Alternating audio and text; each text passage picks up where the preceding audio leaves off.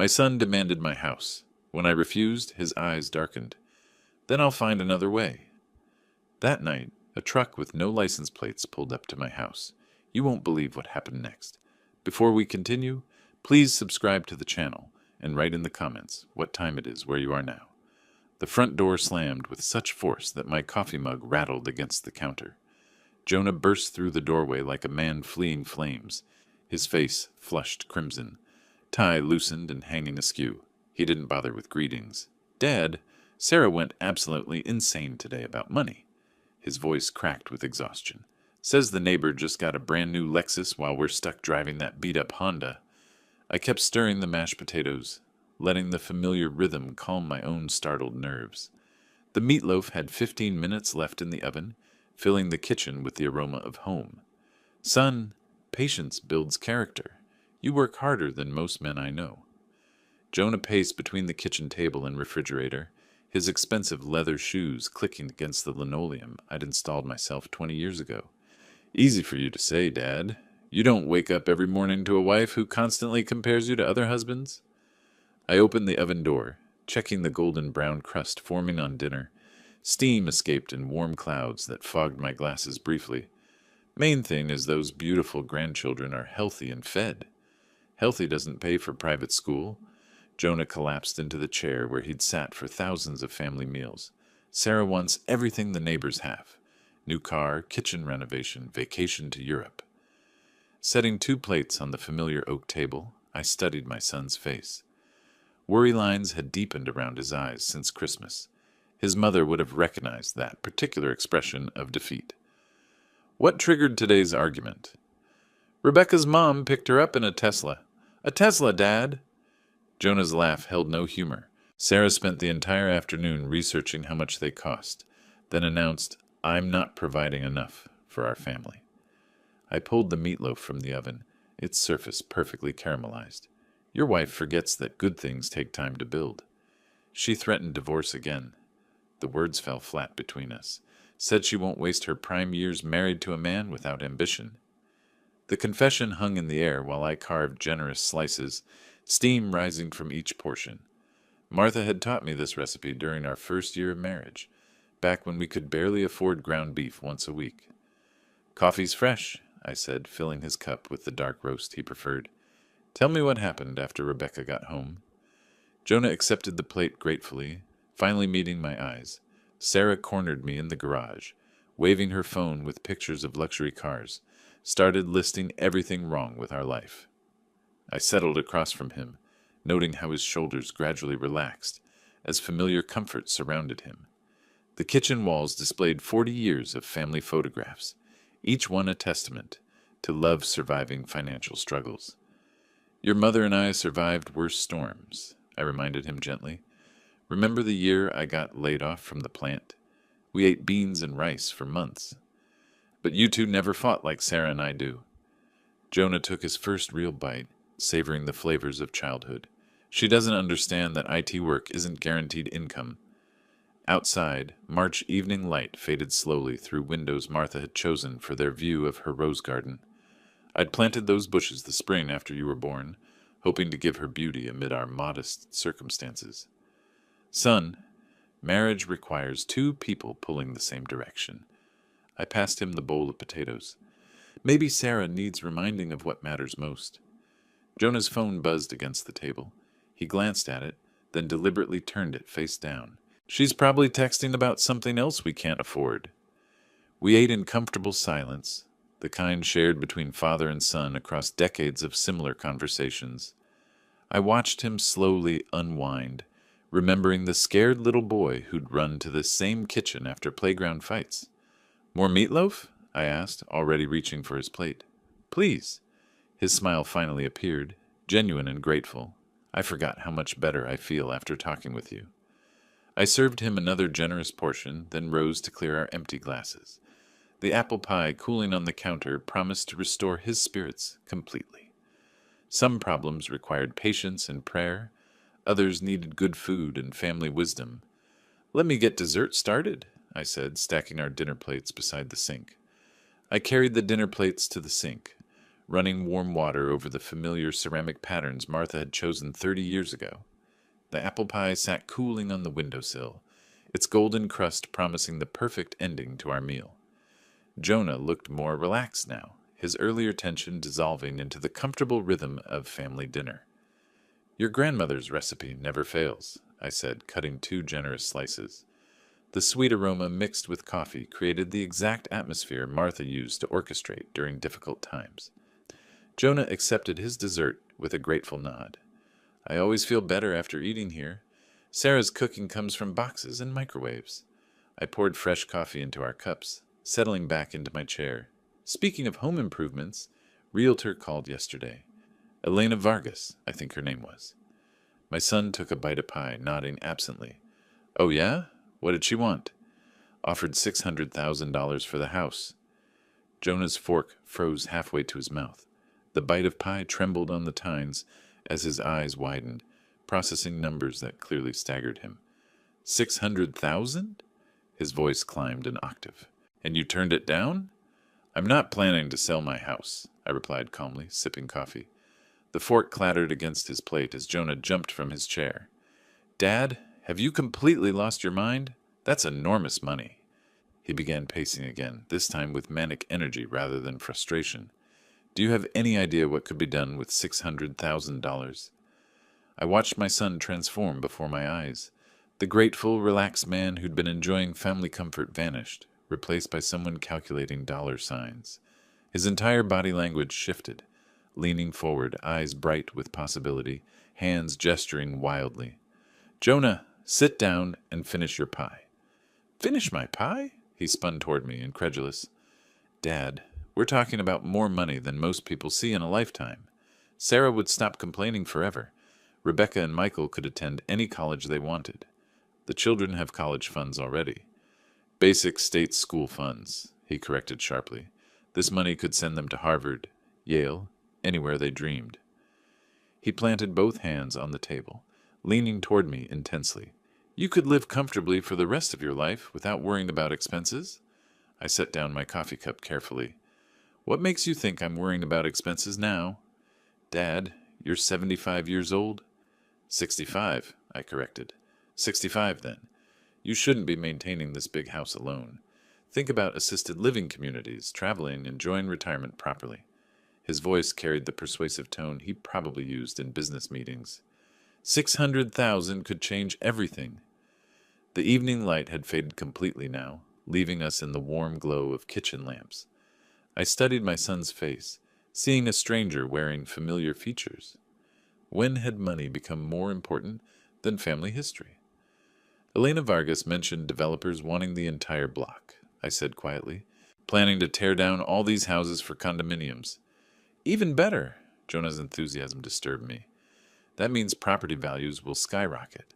Other neighbors probably got similar offers. You could be the last holdout, Dad." "The last holdout," I repeated slowly. "Yes, which gives you negotiating power. If they need your property to complete the development, you could demand 700,000, maybe 800. He pulled out his phone, fingers flying across the screen.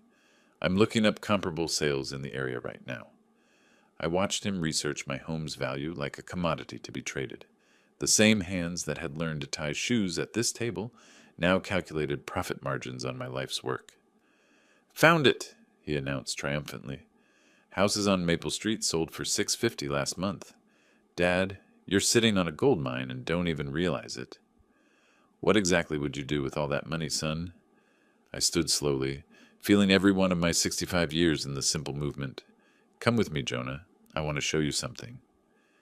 He followed reluctantly, phone still clutched in his hand, clearly impatient for practical answers rather than sentimental detours.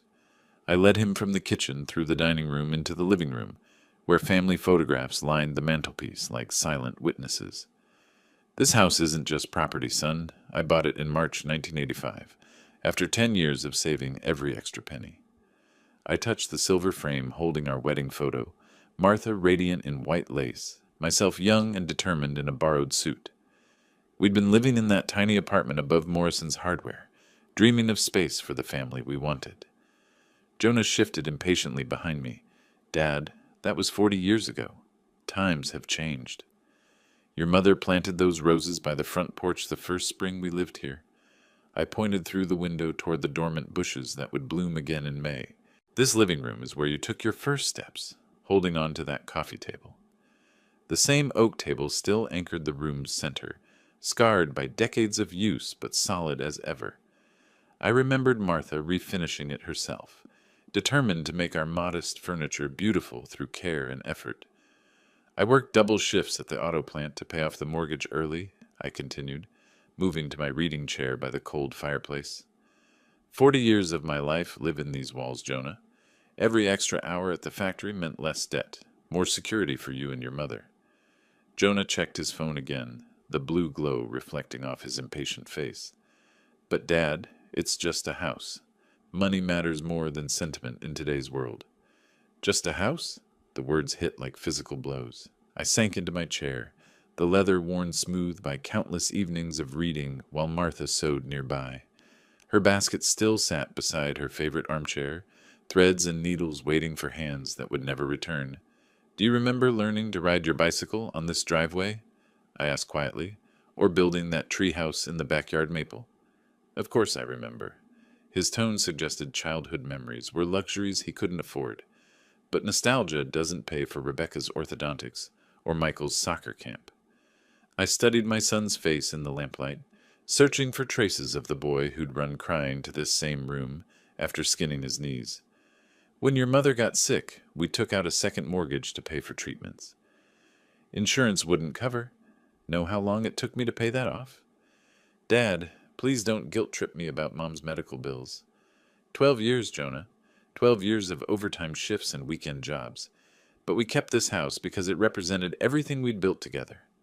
I gestured toward the height marks, still visible on the doorframe leading to the hall. Your growth chart is carved into that wood. Your children's marks are there too. Sentimental value doesn't appreciate like real estate, he said flatly. $600,000 could solve all my problems and secure your future simultaneously. I stared at him, finally understanding the depth of change in my son. The boy who'd once helped me repair these same walls now saw only monetary potential in our family history. Your problems, I repeated slowly. What about building something lasting for Rebecca and Michael? College tuition is lasting. Financial security is lasting. Jonah moved toward the window, looking out at Elena Vargas's promised development site. These old houses are just obstacles to progress, Dad. Sentimentality is a luxury we can't afford. The grandfather clock in the hallway chimed 8 times, its familiar sound suddenly feeling foreign in the space between us. I'd wound that clock every Sunday morning for 30 years, teaching Jonah the ritual when he was 12. So you think I should sell? I said quietly. I think you should be practical. He turned from the window, his expression earnest but calculating. Think about what's best for everyone involved. Silence stretched between us like a chasm. Then Jonah's expression shifted, calculation replacing dismissiveness. He stopped looking out the window and turned toward me with sudden energy. Actually, Dad, I've been thinking about this all evening. His voice carried a new enthusiasm that made my skin crawl. I figured out the perfect solution that helps both of us. I remained seated in my leather chair, hands gripping the worn armrests. What solution? You sell the house, take care of my financial problems, and move in with Sarah and me. He began pacing again, but now with purpose rather than frustration. Think about it. You'd be around your grandchildren every day. The suggestion hit me like a physical blow. Move in with you? In your small townhouse with 2 active children? We'd make it work, he said, waving away practical concerns. Rebecca could share Michael's room temporarily. You'd have the guest bedroom. I studied his face in the lamplight, searching for traces of genuine concern. Temporarily? How long exactly? Well, if you're not comfortable with that arrangement, I could pay for a really nice senior living facility. His tone brightened as if he'd solved every problem. They have nurses on staff, organized activities, people your own age. The words struck like slaps. I rose slowly from my chair, backing toward the fireplace mantel, where Martha's photograph watched silently. I'm not planning to go anywhere, Jonah. This is my house. But Dad, be reasonable. He stepped closer, his voice taking on the persuasive tone I'd heard him use with clients over the phone. You're living alone in this big place. What if you fall down the stairs? What if you have a medical emergency? I'm 65, not 95. Still, wouldn't you prefer having family nearby? Professional care if needed? He gestured broadly around the room. This house is too much for one person to maintain. I pressed my back against the mantel, feeling Martha's silver frame behind my shoulder. The same mantel where I'd hung Christmas stockings, where birthday cards had been displayed, where life's celebrations had been anchored. The house is perfectly maintained, I said firmly. For now, maybe. But what about next year? 5 years from now? Jonah moved closer, his enthusiasm building. Dad, this is $600,000 we're discussing, enough to solve my problems and guarantee your comfort simultaneously. Your problems, I repeated quietly. Our problems, he corrected quickly. Sarah's been so stressed about finances that it's affecting the children. Rebecca asked why we can't take the family vacation like her friends do. I watched him manipulate the situation, turning his wife's demands into family necessity. And selling my house solves that? Completely. His eyes brightened with assumed victory. I pay off the credit cards, catch up on the mortgage, maybe even buy that car Sarah wants. You get professional care or live with loving family. Loving family, I echoed. Of course, loving family. Why else would I be concerned about your future? He spread his arms wide, the picture of filial devotion. Dad, I'm trying to look out for both of us here. The manipulation was so smooth, so practiced, that I wondered how many times he'd rehearsed this conversation in his head. Perhaps during the drive over, perhaps while listening to me explain the house's emotional value. I appreciate your concern, I said carefully, but I'm not selling my house. Jonah's smile faltered slightly. Dad, you're not thinking clearly about this. $600,000 could change everything. Everything's fine the way it is. Everything's not fine. The mask slipped for just a moment, revealing frustration underneath. Sarah's threatening divorce. My credit cards are maxed out, and you're sitting on more money than I'll see in 20 years. There it was, the truth finally emerging through cracks in his careful presentation. I straightened my shoulders, no longer backing toward the mantel. So this is about your money problems, not my welfare. It's about both, he insisted, but his voice had lost its persuasive warmth. Dad, if you really loved me, you'd want to help when I'm struggling. If I really loved you, the words escaped before I could stop them. Jonah's helpful facade shattered completely. His face darkened with genuine anger, all pretense of filial concern evaporating in an instant. Yes, if you loved me, you'd help when I'm drowning financially. I gave you my entire life. I stepped away from the mantel, meeting his intensity with my own. Paid for your college education, helped with your first car down payment, covered your wedding expenses when you overspent. That was your duty as a father. He pointed an accusatory finger at me, his voice rising to fill the room. Parents are supposed to support their children. Support, yes. Enable your poor decisions forever? No.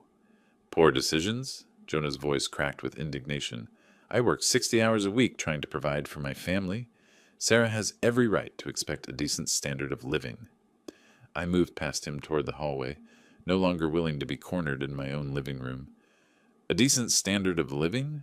Or keeping up with neighbors who earn twice your salary? He followed, his footsteps heavy against the hardwood floors I'd refinished myself 15 years ago. You selfish old fool. You're sitting on a fortune while your son struggles, and you call it principle. I call it sanity. I reached the foyer, turning to face him near the front door. This house represents 40 years of marriage, of raising you, of building something lasting. Something lasting? Jonah grabbed his jacket from the hook beside the door, his movements sharp with fury. What's lasting about an empty house where an old man lives alone with his memories? The cruelty of the statement hit deeper than I expected. For a moment, I saw Martha's face clearly, remembered her laughter filling these same spaces that now echoed with our argument. Those memories built the life that raised you, I said quietly. Well, those precious memories don't pay Rebecca's orthodontist, or Michael's soccer registration. He yanked his arms through the jacket sleeves. You know what your problem is, Dad. You care more about dead wife and old furniture than your living son. The accusation struck like a physical blow. I stared at this stranger wearing my son's face, speaking words I never thought I'd hear from the child I'd sacrificed everything to raise. That living son just demanded I sell my home to solve his financial problems, I replied evenly. Because that's what family does. Jonah pulled the zipper up with violent force. Real family helps each other instead of hiding behind sentimental nonsense. Real family doesn't make threats and ultimatums. Threats? He paused with his hand on the doorknob, something dangerous flickering in his expression. I haven't made any threats yet, Dad. The temperature in the foyer seemed to drop 10 degrees. What's that supposed to mean? Jonah's smile was cold, calculating, completely unlike the son I'd raised. It means if you won't sell voluntarily, I'll find another method. This house and that money will be mine eventually anyway. He yanked the door open so hard that the glass storm door rattled in its frame. Cold March air rushed into the warm foyer, carrying the scent of rain and something darker. Eventually, I called after him, but he was already striding toward his car, leaving me standing in the doorway, with his threat hanging in the air like smoke. The Honda's engine turned over with a grinding sound that matched my churning stomach.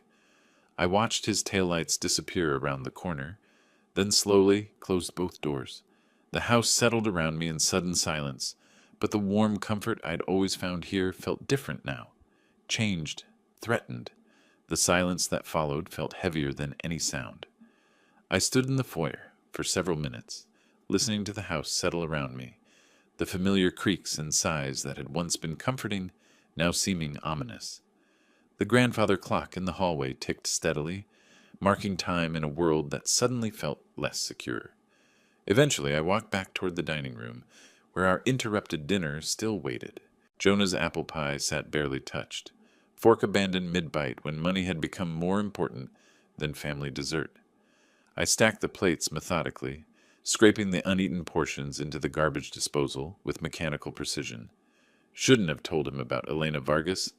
The thought circled through my mind as I carried dishes to the kitchen sink. Should have kept that information private, handled it quietly without involving him in decisions that weren't his to make. But even as I regretted the disclosure, I couldn't regret my position. 40 years I'd worked double shifts, overtime hours, weekend maintenance jobs to pay off this house early. Not so some ungrateful person could decide my fate based on their immediate financial needs. I ran hot water over the dinner plates, watching soap bubbles form and dissolve. The routine was soothing, hands working automatically while my mind processed the evening's revelations. Through the kitchen window, darkness had settled completely over the backyard, where Martha's rose garden waited for spring. The boy who'd helped me plant those roses was gone, replaced by someone who saw dollar signs where memories should be. When had gratitude transformed into entitlement? When had love become conditional on financial benefit? I dried each dish carefully, returning them to cabinets Martha had organized according to her own precise system.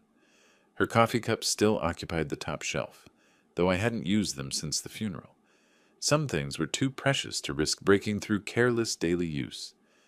The kitchen cleaning gave me time to think clearly about Jonah's parting threat.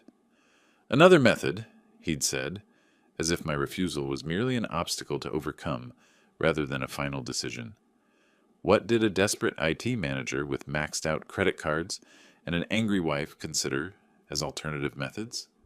I folded the dish towel and hung it on the oven handle, exactly where it had belonged for 30 years. The familiar gesture steadied my nerves, reminding me that this was my domain, my sanctuary, my life's work made tangible in wood and stone. Whatever Jonah planned, he'd underestimated the man who'd raised him. I'd survived layoffs, Martha's illness, decades of financial struggle, and countless challenges that required more strength than he'd ever been tested with. His threats carried the desperate energy of someone who'd never truly fought for anything important, but they carried danger too. Desperation made people unpredictable, and Jonah had revealed depths of selfishness that shocked even me. A son who could dismiss 40 years of family history as sentimental nonsense was capable of actions I didn't want to imagine. I turned off the kitchen lights, leaving only the small lamp above the stove burning. The house felt larger in the darkness, rooms extending beyond my vision into spaces filled with decades of shared life. Every corner held memories Jonah had declared worthless. Every photograph represented moments he'd reduced to obstacles. Walking toward the stairs, I passed the living room where our argument had begun. The mantelpiece still held Martha's picture, her smile unchanging despite the evening's turmoil. She'd always believed Jonah would grow into a good man, always defended his childhood selfishness as temporary phases. She'd been wrong, but she'd also been gone 15 years, spared the knowledge of what our son had become. The television news droned quietly in the living room for an hour after Jonah left, voices discussing local politics and weather forecasts, while I sat in my chair trying to process the evening's revelations.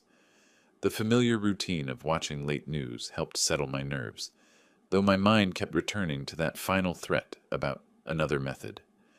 Eventually, I climbed the stairs to my bedroom, each step creaking with 40 years of family footsteps. The house felt different tonight, not threatening exactly, but charged with possibility. I'd spent the past hour and 15 minutes trying to return to normal evening activities, but Jonah's words had poisoned the comfortable predictability of my routines. I changed into my pajamas methodically, hanging my clothes on the chair where Martha used to fold hers every night. Her jewelry box still sat on the dresser, silver brushes arranged exactly as she'd left them 15 years ago. Some evenings I could almost hear her humming while she prepared for bed. "Martha, if you could see how our son turned out," I whispered to her photograph on the nightstand. So greedy and disrespectful to the man who sacrificed everything for his future. Her smile remained unchanged, the same expression of love and hope she'd worn when that picture was taken on our 25th anniversary.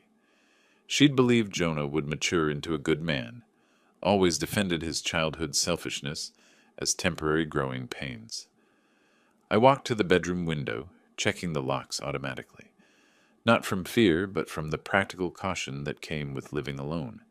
The street looked peaceful under the yellow glow of streetlights, identical houses where neighbors slept without worrying about ungrateful children or financial threats. Settling on the bed's edge, I counted the specific sacrifices I'd made for Jonah over the years. College tuition, $43,000 over 4 years, paid through overtime shifts and weekend maintenance work. Wedding expenses, $12,000 when he and Sarah overspent their budget by half.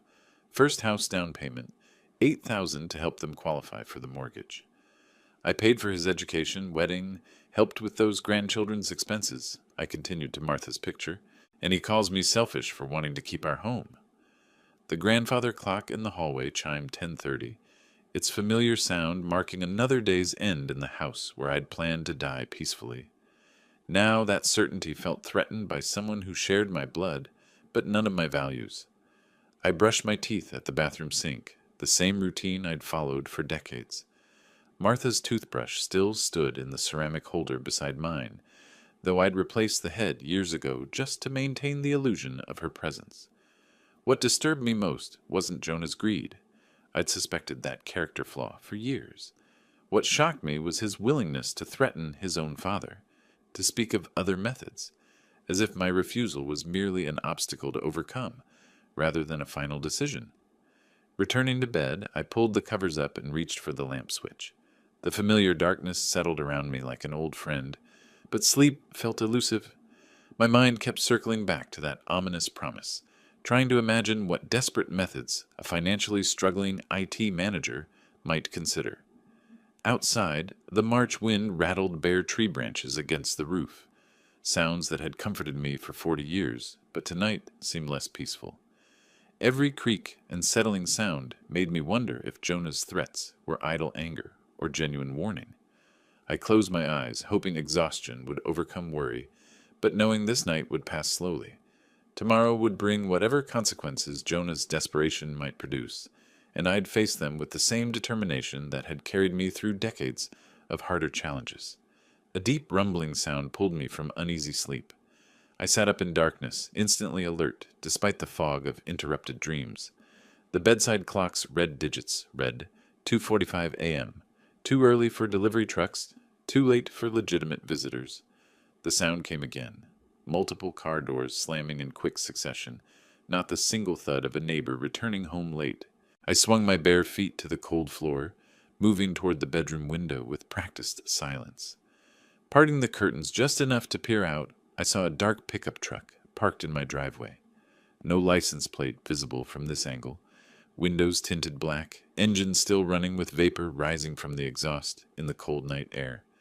3 figures in dark clothing moved around the vehicle, their movements coordinated and purposeful. One carried what looked like a crowbar, another held a large duffel bag. They weren't lost drivers asking for directions.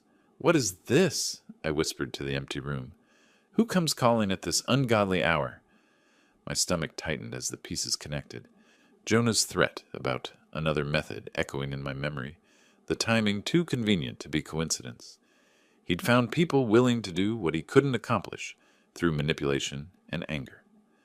The figures approached my front door, staying in the shadows cast by the porch overhang. Their voices carried faintly through the glass, low, professional tones discussing entry points and timing. This wasn't random crime. This was a planned operation. I backed away from the window, my heart hammering against my ribs.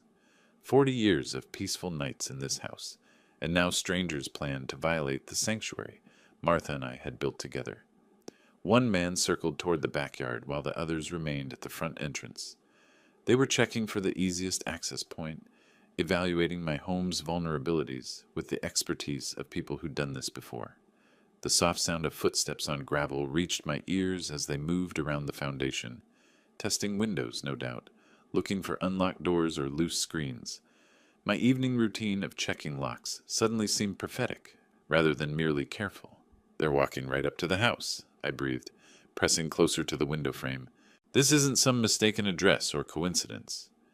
A metallic scraping sound drifted up from the first floor, someone testing the back door handle or examining the lock mechanism. Professional criminals would have better tools than desperate amateurs, but the intent was unmistakably clear. I thought of Martha's jewelry box, the family photographs, 40 years of accumulated memories that meant nothing to these invaders, but represented my entire life's foundation. They saw dollar signs where I saw irreplaceable history. The man at the back of the house rejoined his companions at the front entrance. Their hushed conference lasted perhaps 30 seconds before they began unpacking equipment from the duffel bag. Whatever they'd planned, the execution was beginning now. My hands trembled slightly as adrenaline flooded my system. At 65, I hadn't expected to defend my home against multiple attackers, but circumstances rarely ask permission before demanding action. The scraping sound came again, more insistent this time. Metal against metal, the unmistakable noise of someone working on my front door lock with tools designed for illegal entry. No time for hesitation. I moved to the bedside table, grabbing the cordless phone with one hand while opening the bottom drawer with the other. Inside, beneath insurance papers and old receipts, lay the key to my gun safe. 911, what's your emergency? "This is 1247 Maple Street," I said quietly, heading toward the bedroom closet. "Unknown individuals are currently attempting to break into my residence. Sir, are you in immediate danger? Are the intruders inside your home?" "Not yet, but they're working on the front door lock. I count 3 of them, possibly more." I unlocked the metal safe, withdrawing my registered shotgun and a box of shells. "Please stay in a secure location. Patrol units are being dispatched to your address. Estimated arrival time is 15 to 20 minutes. 20 minutes. These people would be inside my house, ransacking everything Martha and I had built, in less than 5 minutes if they knew their business. "I'm legally armed and will defend myself if necessary," I informed the dispatcher, loading shells into the shotgun's chamber with practiced efficiency. "Sir, I understand your concern, but please avoid confrontation if possible. Lock yourself in a secure room until officers arrive." I ended the call. Good advice for someone without military training or home defense experience. But I hadn't spent 2 tours protecting other people's property to hide while criminals destroyed my own. The shotgun felt solid in my hands, familiar weight and balance from decades of hunting trips and periodic target practice. I checked the safety, chambered around, then moved toward the bedroom door with measured steps. Each stair creaked slightly under my bare feet as I descended, but the sounds from the front entrance covered any noise I made: scraping metal, hushed instructions, the soft thud of someone testing the door's strength. At the bottom of the stairs, I positioned myself in the hallway, with clear sight lines to both the front and back entrances. The foyer's hardwood floors would telegraph any intruder's movement, while the staircase behind me provided an escape route if circumstances demanded retreat. Through the front door's glass panels, shadowy figures moved with confident purpose. One knelt at the lock mechanism, while another kept watch, flashlight beam occasionally sweeping across the porch. Professional techniques suggested this wasn't their first residential break-in. The metallic scraping intensified, accompanied by a soft clicking sound, lock tumblers being manipulated by someone with proper tools and training. My front door's deadbolt had protected this house for 15 years, but determined criminals with specialized equipment could defeat most residential security measures. I raised the shotgun to ready position, finger alongside the trigger guard, safety still engaged but easily accessible. The weapon's presence steadied my nerves while amplifying the gravity of what might happen in the next few minutes. 15 minutes until police arrival. These intruders would gain entry within 2 or 3 minutes if they maintained their current pace. That left me alone with multiple criminals for at least 12 minutes, an eternity in a home invasion situation. The lock mechanism gave way with a soft metallic snap. The deadbolt had been defeated. The metallic scraping intensified, accompanied by frustrated whispers just beyond the wooden barrier that separated me from 3 armed intruders. I raised the shotgun to ready position, finger moving to the trigger guard, safety still engaged but instantly accessible. "I'm armed," I called through the door, my voice carrying the authority of someone who meant every word. "Police are already en route. Get away from my property now." The scraping stopped immediately. Hushed, urgent voices replaced the methodical sounds of lock manipulation. "Wait, he really has a gun in there." "Are you kidding me? No, nobody mentioned weapons." Then I heard it. The third voice, lower than the others but unmistakably familiar in its cadence and pronunciation. The same voice that had threatened me hours earlier about finding another method. "Let's get out of here fast. This isn't worth getting shot over." My stomach clenched as recognition crystallized. That slight emphasis on certain syllables, the particular way he shaped his words. Speech patterns I'd listened to for 38 years, from first baby sounds to tonight's criminal instructions. "Move! Back to the truck!" Footsteps scrambled across gravel as my warning achieved its intended effect. Professional criminals might have persisted with better planning, but these amateurs had expected an easy target, an elderly man sleeping peacefully while they ransacked his home for quick profit. I maintained my defensive position, listening to their retreat, but keeping the weapon ready. Through the door's glass panels, shadowy figures ran toward the dark pickup truck, abandoning their tools and plans in favor of immediate escape. The engine turned over with a grinding sound, the same Honda I'd watched disappear hours earlier, now serving double duty for family visits and criminal enterprises. Tires squealed against asphalt as they accelerated down Maple Street, leaving behind only tool marks on my door and the bitter knowledge of family betrayal. "And don't even think about coming back," I shouted after them, though their taillights were already disappearing around the corner. Silence settled over the house again, broken only by my own heavy breathing and the grandfather clock's steady ticking. The immediate threat had passed, but the larger implications were just beginning to sink in. My own son had sent criminals to my home. Not strangers seeking random profit, but people he'd recruited and directed to steal what he couldn't manipulate me into giving freely. The boy I'd raised, educated, and supported through decades of sacrifice had crossed every possible line of decency. I kept the shotgun ready, knowing that desperate people sometimes returned when initial attempts failed. But these particular criminals had personal stakes beyond mere profit. They couldn't risk exposure through persistence or violence against a family member. The police dispatcher had promised arrival within 20 minutes of my call.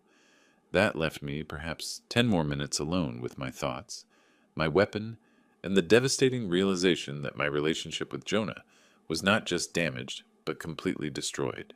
Through the foyer window, streetlights illuminated empty sidewalks, where neighbors slept peacefully, unaware that criminal activity had just been thwarted 3 houses down from their own front doors. Their trust in community safety remained intact, while mine had been shattered by blood relation. I maintained my defensive stance, listening for any sound of return while processing what this night meant for my future. The house Martha and I had built together was no longer the sanctuary we'd intended. It had become a target marked by our own son's greed and desperation. Red and blue lights strobed across my front yard at exactly 3:15 a.m., 20 minutes after my emergency call. Two patrol cars and an unmarked sedan pulled to the curb with professional efficiency, officers emerging with flashlights and practiced caution.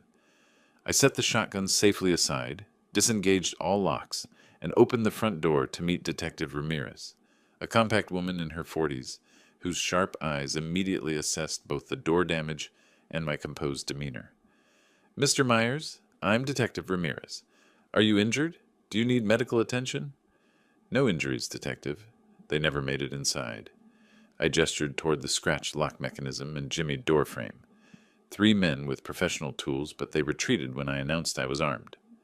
Officer Lee, a younger man with military bearing, knelt to examine the tool marks while his partner photographed the damage from multiple angles. Their methodical approach suggested this wasn't their first residential break-in investigation. "Can you describe these intruders, sir?" Dark clothing, organized approach.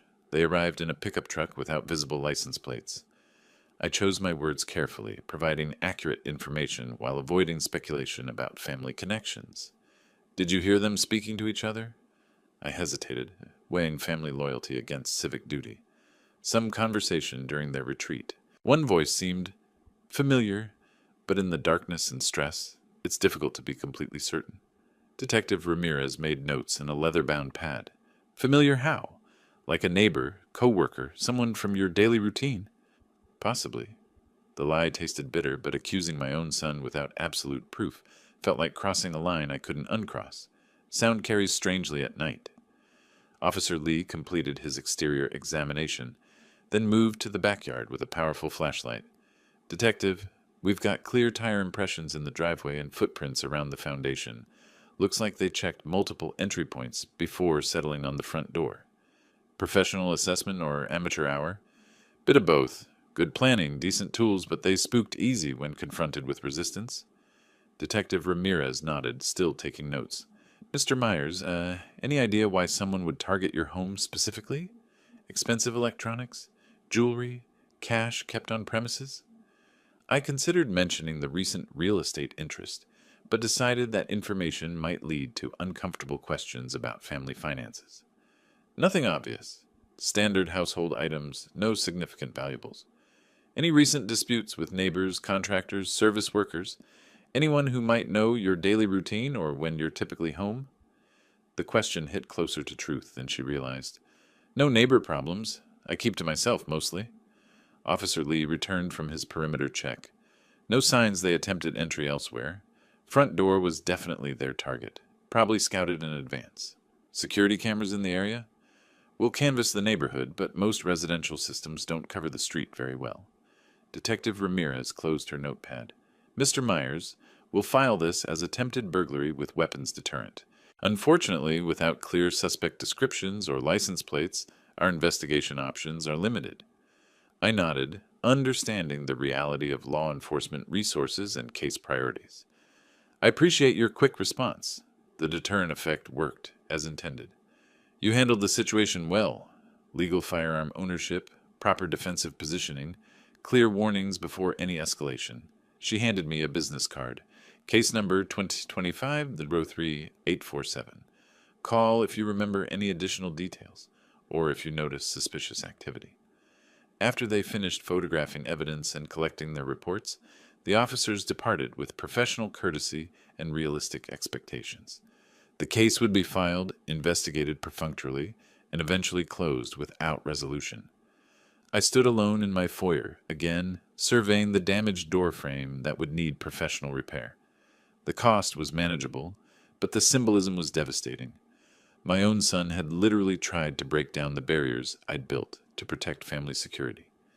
Dawn was still hours away, leaving me with time to process what this night meant for every future day in the house Martha and I had called home.